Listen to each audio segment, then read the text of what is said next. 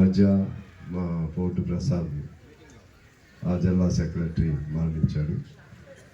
ఆ తర్వాత రాష్ట్ర సహాయ కార్యదర్శి బాలమల్లేష్, ఇంకా చాలామంది మరణిస్తున్నారు. అయినా అర్ధాంతరంగా వీళ్ళు మరణిస్తున్నారు, అర్ధాంతరంగా మరణించారు.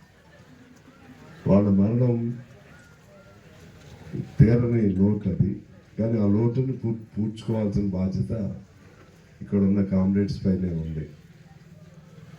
ఎందువల్లంటే ఎర్రజెండా లేకపోతే పేదవాళ్ళకి ఎర్రజెండా ఉండాలి, దాన్ని మోయాలి, ఎర్రజెండా కొరకు తప్పించాలి. ఆ ఎర్రజెండా తిరిగి మనందరికీ ఏదైనా మేలు చేస్తుంది అని విశ్వనాథం మన అయోధ్య గారు నమ్మాడు, మేము నమ్మాం. మీకు గుర్తుంటే ఈ 800 ఇప్పుడు అది ఎంత BTPS అసలు అతను తాపత్రయం 1000 మెగావాట్స్. పెద్దగా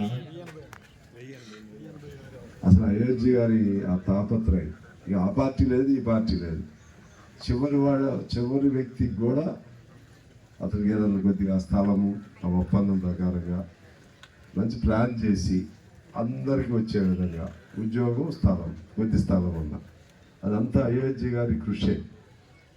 అప్పుడు ఇక వెనక ముందు ఆడతాడు, ముఖ్యమంత్రులు కలవాలన్నా దొరికే వరకు ఆడే ఉంటాడు.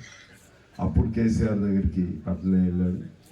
ఆ తర్వాత ఇప్పుడు ఉన్నటువంటి రేవంత్ రెడ్డి గారి దగ్గరికి కానీ, లేకపోతే కలెక్టర్ల దగ్గరికి కానీ, CNMD దగ్గరికి కానీ ఏదైనా సమస్య వస్తే అయోధ్య గారికి వాళ్ళు ఫోన్ చేసేవాళ్ళు. ప్రభాకర్ రావు గారు కానీ, ఇప్పుడున్న CEని కానీ ఏదైనా సమస్య వస్తే ఇప్పుడు కూడా ఈ జన్కో సంబంధించి ఏ అధికారి, ఏ మంత్రి చేయలేని కృషి అయోధ్య గారు చేయటం వల్ల ఈ ప్రాంతానికి ఒక ప్లాంట్ రావటం జరుగుతుంది.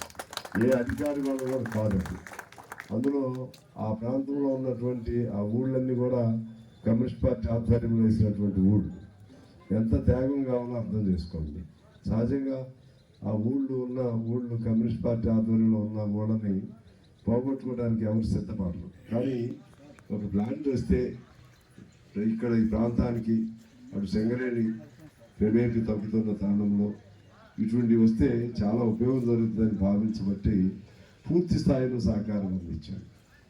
ఏ ఎమ్మెల్యే అని అంటున్నాను, ఏ మంత్రి అంటున్నాను, ఇది నగ్న సత్యం, ఇది ఓపెన్ ఫ్యాక్ట్, అందరికీ తెలుసు.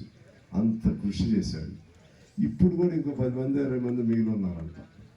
ఇంకా దానికోసం ఎప్పుడు నేను కొత్తగూడికి వచ్చిన కలెక్టర్ దగ్గరికి పోతాం, నేను లేకపోయినా పాషా ఇద్దరు కలిసిపోవటం, లేకపోతే హైదరాబాద్లో మళ్ళీ నన్ను ముఖ్యమంత్రి దగ్గరికి తీసుకెళ్ళు, అపాయింట్మెంట్ ఇప్పించు. ఇట్లా అసలు ఆ ధ్యాస తప్పితే తన కుటుంబం అని అట్లా ఆ ధ్యాస ఏం లేదు. తన ఆరోగ్యం బాగానే పరిస్థితుల్లో కూడా అదే ధ్యాస. నిజంగా అంత కాకపోతే మాట్లాడదలుచుకుంటే కఠినంగా మాట్లాడతాడు, మమ్మల్ని మాట్లాడతాడు. ఏదైనా మీటింగ్ నచ్చకపోతే ఇది బాగాలేదండి, మీరు ఏమైనా అనుకోండి అంటాడు. మీరు బాధపడవద్దండి, నేను చెప్తున్నా అని అంటాడు. మీరు కోపం తెచ్చుకోవద్దండి అని ఎవరినైనా సరే, భువన్ నాగేశ్వరరావు గారినైనా, నన్నైనా, లేకపోతే పెద్దబ్బాయి గారినైనా, ఎవరినైనా సరే నిర్మమాటంగా మాట్లాడే నడుస్తాను. నాకు ఎప్పటి నుంచి ఒకసారి చూసింది ఎప్పుడంటే 80 తర్వాత.